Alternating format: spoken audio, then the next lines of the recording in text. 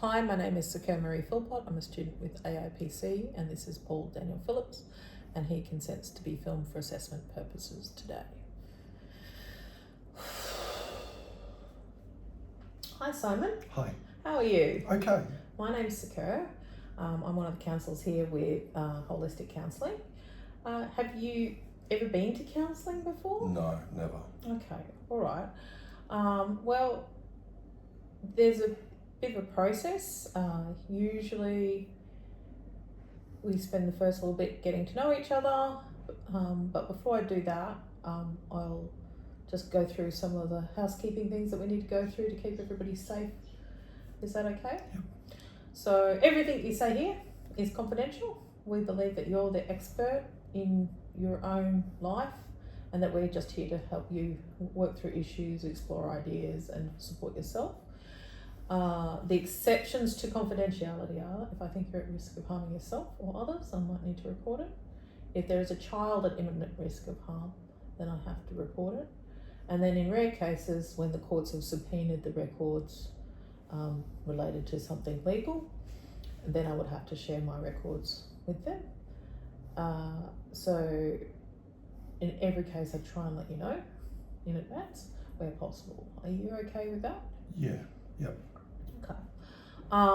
Also to let you know that we are not a crisis service, so if you find yourself in severe distress or needing some help after hours, you can call Lifeline on 13 14 40. And we also have a little card at the front that has some other specialist after hours, so if you need help after hours. Yep. So I'll get your number too for after hours? No, do you have your professor's number after hours? Do you talk? No. So this is a supportive professional relationship. I'm here to support you, but it's not a 24/7 helpline. Okay. You know, the Lifeline is 24/7. There are some other helplines that are 24/7. What we work on together in between appointments is structured. So, but it's largely led by you.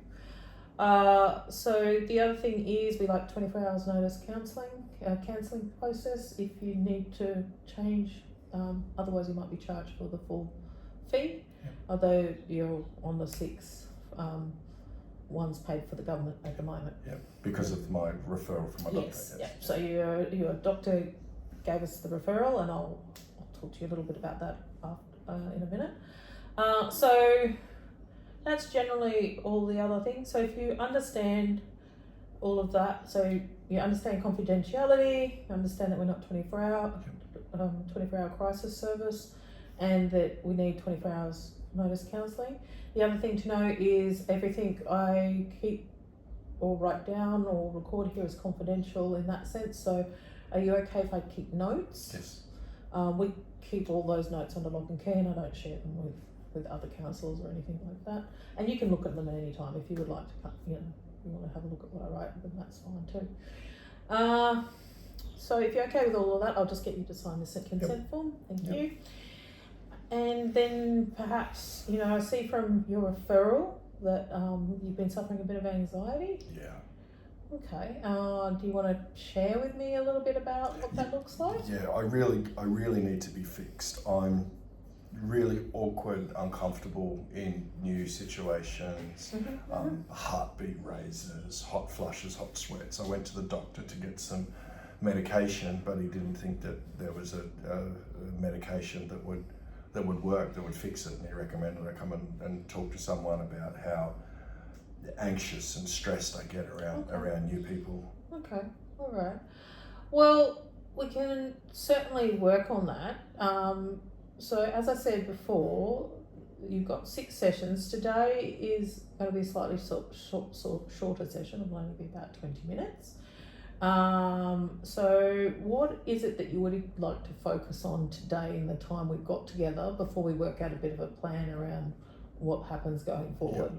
Yeah. There's a girl in one of my tutorials that I'd like to have enough confidence to be able to ask her out. Her name's Nina. Okay, all right. Well, that sounds a little bit nerve-wracking. Yeah. But also maybe a bit exciting. Yeah. As well. Yeah. As well. So what happens when you're in class, when you're around people, what happens? Well, I get heart rate, I get flushed, I get tongue tied, I get, people stare and judge and Okay, that sounds like quite overwhelming to experience. And have you had that for a long time?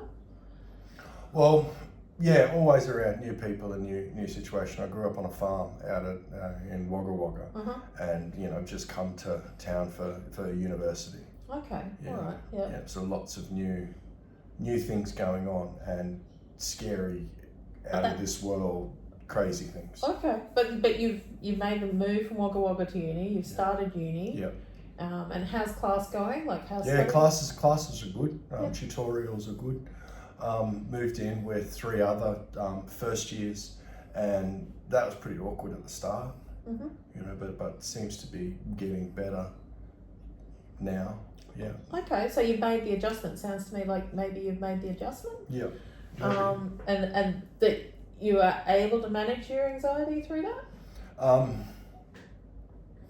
Yeah, maybe. Not really. I still get really anxious. Yeah. I still don't want to say anything and out and of turn but I'm not as quiet as I was.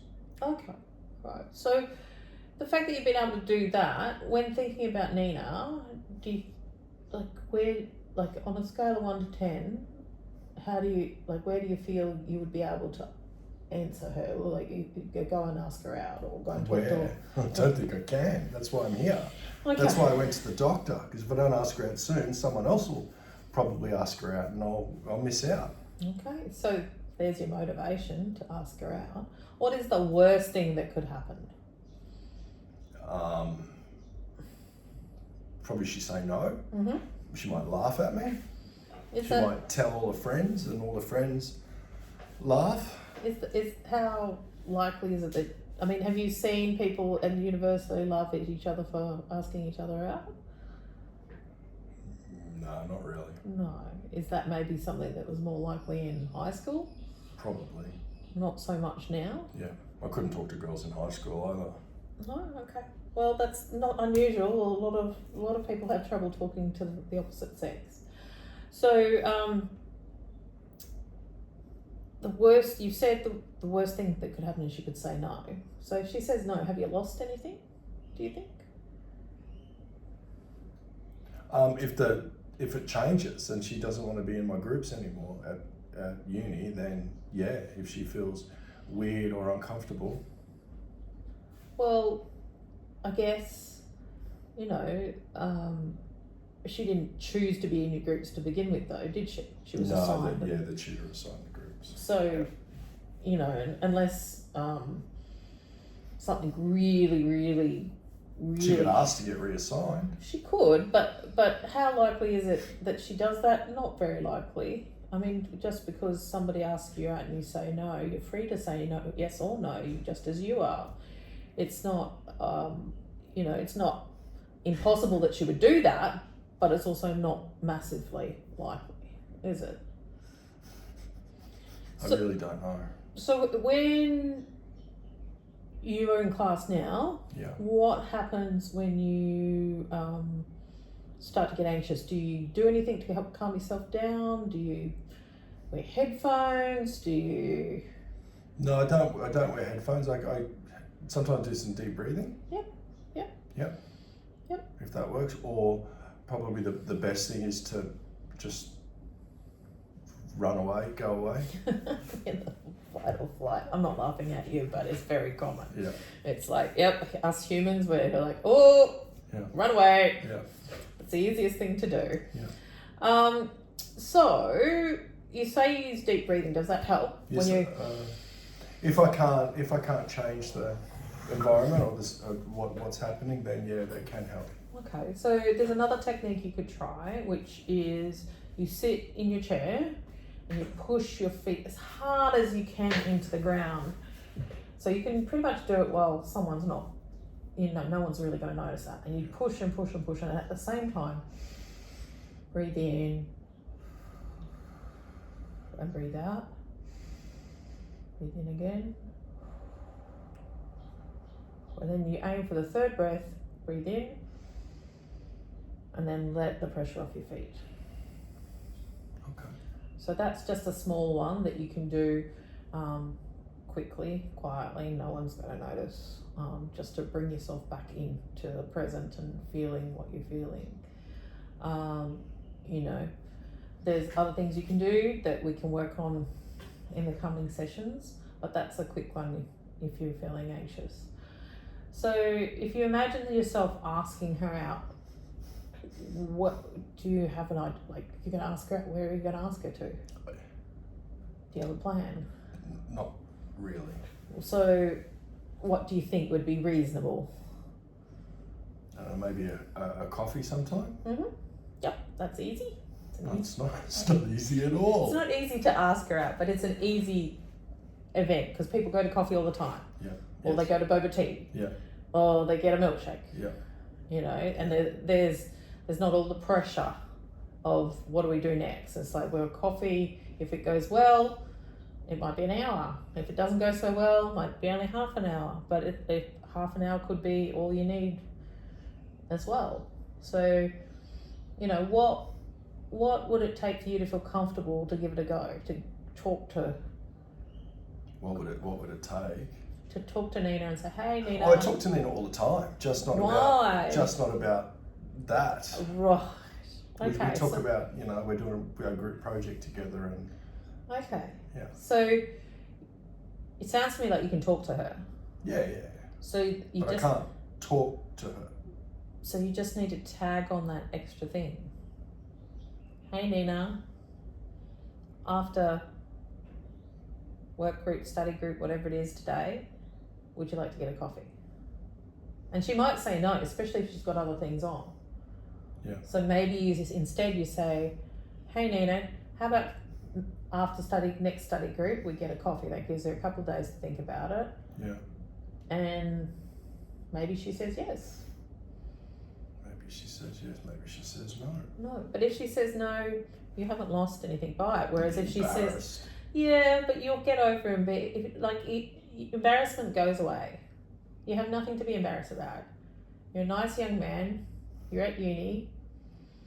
You ask people out. That's what young people do, is they ask people out. You know, and I get that it's nerve-wracking, and I understand how nervous you would feel about it. But if you don't ask her out, then you never know. Exactly. Yeah. Exactly. So is there someone that you would feel comfortable with talking about this, a friend or role playing, just so that you feel a bit more comfortable doing it? I've really got no, like I've got people that I know here, but I wouldn't really call them friends yet, because I've only been here for a little bit of time and no one from Wagga Wagga came to this uni, so I really didn't know anyone when I came here. Okay. Well, I would suggest that maybe you could practice in the mirror. You know, it's often easier if you practice the words you want to say and you practice. Could I do it by text? No, you can't do it by text. Okay. It's like she's probably, I know text and Insta is the way that young people communicate these days. But I think if you want to actually have a chance at forming some sort of friendship and or whatever, you need to do it face to face. Okay. You know, and she might think it's a bit odd that you see each other at study group, but you didn't say, hey, you want to get a coffee? Yeah. You know? Yeah. So on a scale of 1 to 10, after we've talked about it a little bit, have you moved closer towards feeling like 1 being the least likely to ask her out, 10 being the most likely? Where are you sitting right now? Probably a 2.5, maybe a 3. Okay, well, we need to kind of it is scary. But we've talked about the worst thing that can happen is she says no. And after that, you're still in the same study group.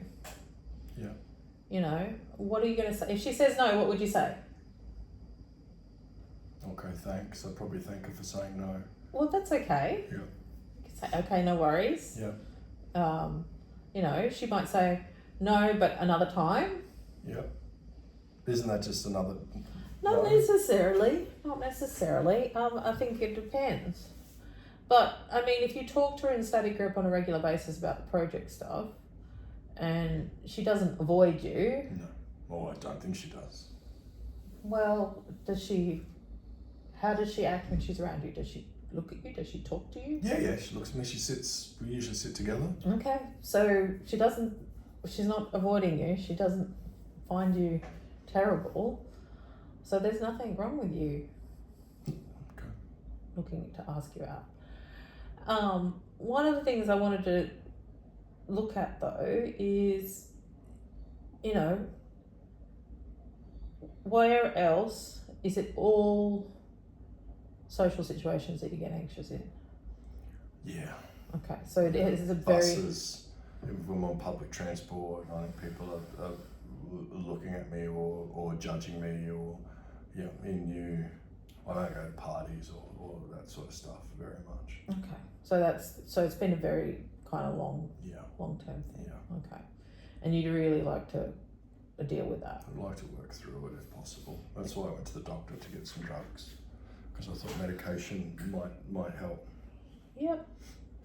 Well, sometimes it can, but I think your doctor thinks maybe explore therapy, and that's what we're doing, starting to do today. I would like your homework is to go and Your homework is to go and ask Nina out before we meet again. Okay. So that means you probably need to think about how you're going to do it, what day you're going to do it, but not get anxious about that process. You know, not build it up, not focus on it too much, and breathe your way through it. So when you're feeling anxious, start to breathe. You know, if you can, wherever you are and you start to feel anxious, do something different. So get up, get a drink of water, you know, go get a lollipop or something, just something that breaks the brain cycle of getting into these anxious loops. Does that make sense? Yeah.